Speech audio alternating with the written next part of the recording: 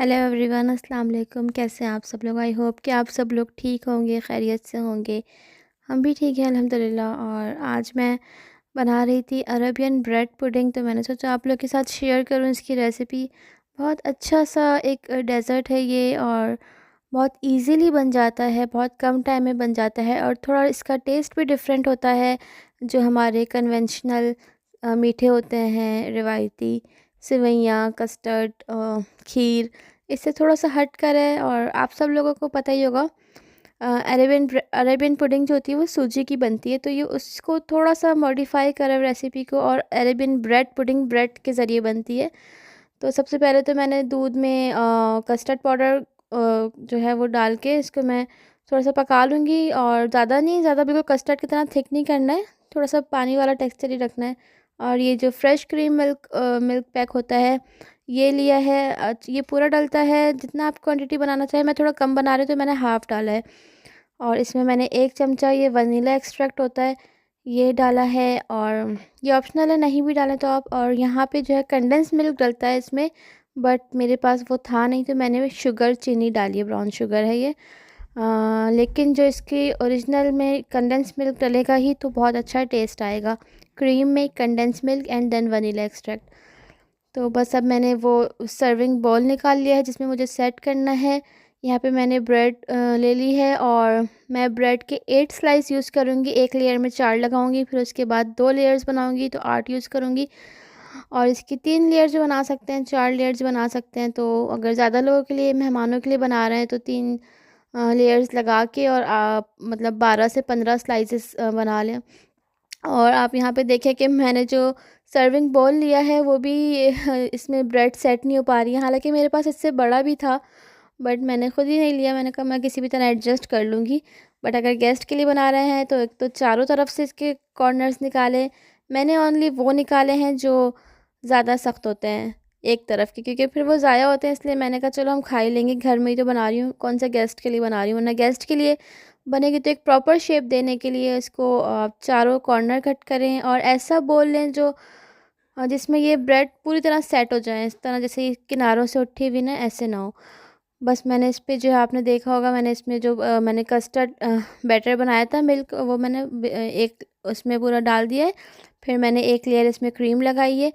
Then मैंने फिर bread की लेयरिंग करी है, एंड फिर मैंने जो है इसमें अगेन वही मिल्क डाल रही हूँ, कस्टर्ड वाला। और फिर इसके ऊपर दोबारा मैं वो क्रीम की लेयरिंग कर दूँगी। इसमें जित लेयरिंग में आपकी मर्ज़ी, आप जो भी करें। जैसे आपने फ़र्स्ट लेयरिंग में भी आप ड्राई फ्रूट्स डाल सकते थे, उसके ऊपर ब्रेड रखते, बट मैंने नहीं करा। मैं अब ये वाली क्रीम की लेयरिंग लगाने के बाद ऊपर से ही खाली इसकी गार्निशिंग कर रही हूँ। वरना ये बीच में भी आप ये वाला स्टेप कर सकते हैं तो और अच्छा टेस्ट आएगा। और सबसे ज़्यादा कंडेंस मिल्क से बहुत अच्छा टेस्ट आएगा, क्रीम में कंडेंस मिल्क। लेकिन शुगर से भी जो मैंने बनाया है बहुत अच्छा टेस्ट आया था, और बहुत पसंद आया हस्बैंड को। यूनिक सा है, बहुत कम टाइम में बन गया था। और इसको जितना ज़्यादा ठंडा खाएंगे उतना मज़ा आएगा, मतलब अच्छे से ये फ्रीज़ हो जाए, ठंडा हो जाए। तो बस ये बहुत ही मज़े का बना था, क्विक बन गया था। और ब्रेड तो हम सबके घर में होती है, कस्टर्ड पाउडर भी होता है। तो अभी आप ईद आ रही है, आप लोग बना के ट्राई करिएगा। और यहाँ पे मैंने बस हलीम बनाया था, मैंने कहा आप लोग को दिखा दूँ।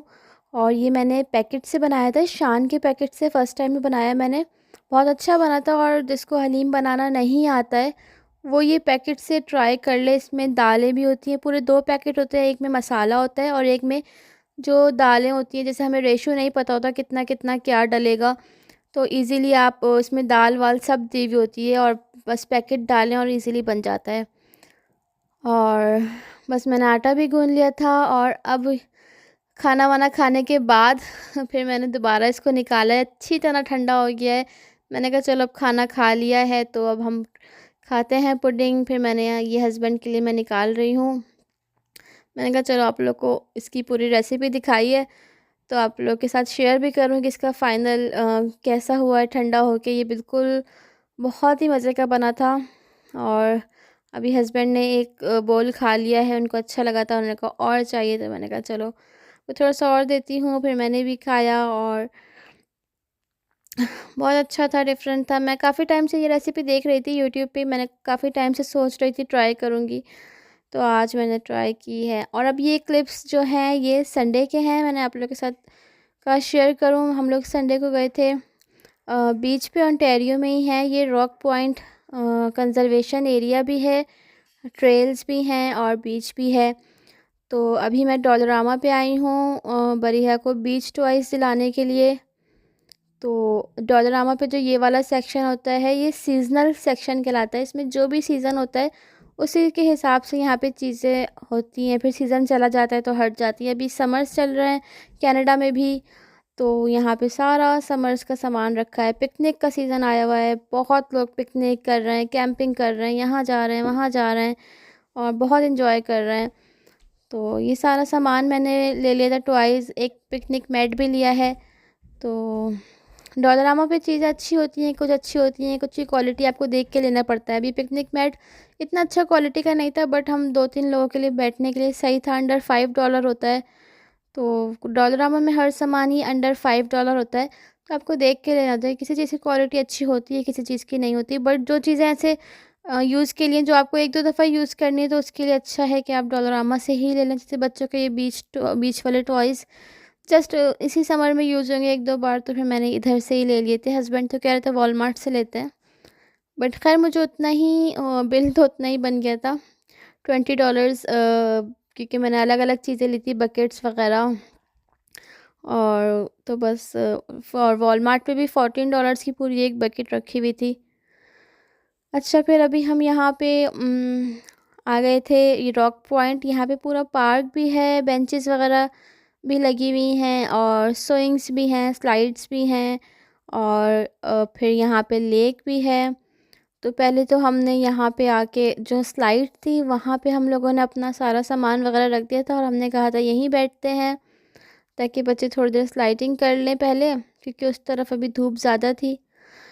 और तो पहले यहाँ बैठ गए थे और फिर भी यहाँ पे समर्स चल रही हैं, बट इतनी एक्सट्रीम समर नहीं होती कनाडा में। मतलब ऐसा है कि आप कह लें ना गर्मी है ना सर्दी है, बहुत अच्छा मौसम चल रहा है।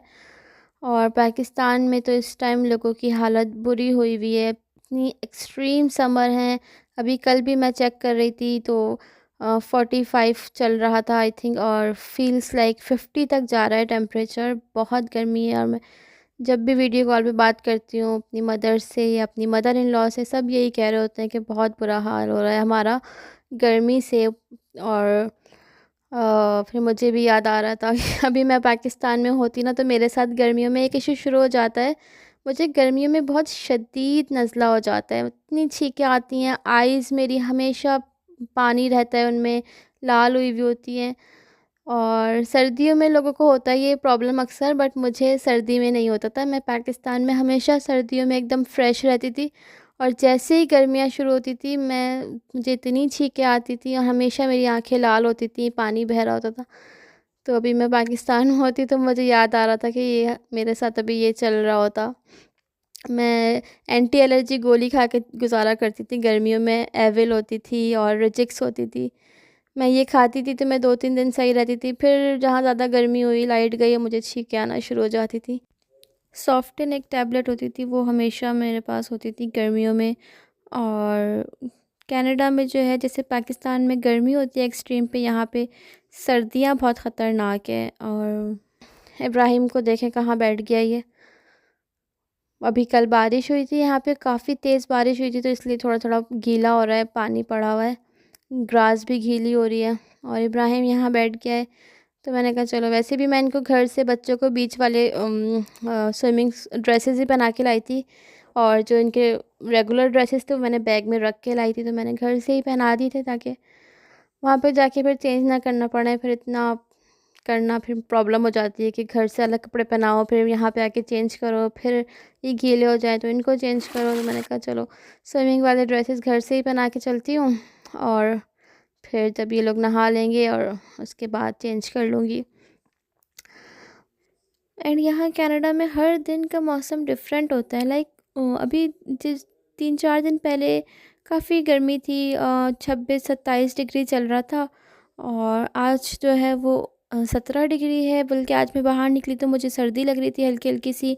तो एवरी डे का मौसम डिफरेंट होता है यहाँ पे तो। एंड यहाँ पे मैं बीचेस को बहुत, सी साइड को बहुत मिस कर रही हूँ, क्योंकि यहाँ कनाडा में स्पेशली ओंटारियो में सिर्फ लेक्स ही लेक्स है, हर जगह समंदर नहीं है। और पिकनिक्स का मज़ा लेक पे लिटरली बताऊँ बिल्कुल भी नहीं है। जो मज़ा समंदर में आता है जब लहरें आती हैं, तो वो मज़ा ही अलग होता है। लेक में बिल्कुल भी मज़ा नहीं है। और यहाँ पे कोई भी ओंटारियो में समंदर नहीं है। साउथर्न ओंटारियो में तो नहीं है, आई थिंक नॉर्दर्न ओंटारियो में हो, या फिर मॉन्ट्रियल की तरफ है जो दूसरा एक प्रोविंस है मॉन्ट्रियल। बट यहाँ पे ओनली लेक्स ही लेक्स हैं। And I belong to Karachi. तो कराची बीचेस का सिटी था, वहाँ बहुत सी साइट थे, बहुत सारे पॉइंट्स थे। हॉक्स पे है, सी व्यू है, काफ़ी सारे ऐसे पॉइंट्स हैं जो बहुत अच्छे हैं। बहुत मज़ा आता था वहाँ पिकनिक मनाने का। एंड मैं अभी हस्बैंड से कह रही थी कि चलें पाकिस्तान चलते हैं। बरिया का स्कूल स्टार्ट हो जाएगा सितंबर में, तो मैं उनसे कह रही थी कि अभी 3 महीने हैं सितंबर आने में, तो हम लोग चलते हैं पाकिस्तान से होकर आते हैं। बट अभी पॉसिबल ही नहीं है बिल्कुल भी, क्योंकि टिकट्स इतनी ज़्यादा एक्सपेंसिव हुई हुई हैं बहुत। अगर आप अभी का करवाओगे तो बहुत एक्सपेंसिव है, अगर आप 6 महीने पहले से करवा लो तो फिर कुछ कम प्राइस होते हैं। अदरवाइज़ बहुत, एक बंदे की तो काफ़ी ज़्यादा है, और 5 लोगों का तो बहुत ज़्यादा हो जाएगा। तो कनाडा से जब भी कोई पाकिस्तानी फैमिली ट्रैवल कर रही होती है पाकिस्तान, तो सबकी कोशिश यही होती है कि एटलीस्ट 5-6 महीने पहले से ही टिकट करवा लें, इन केस के अगर कोई इमरजेंसी सिचुएशन नहीं है तो पहले से ही प्लानिंग करके फिर जाते हैं।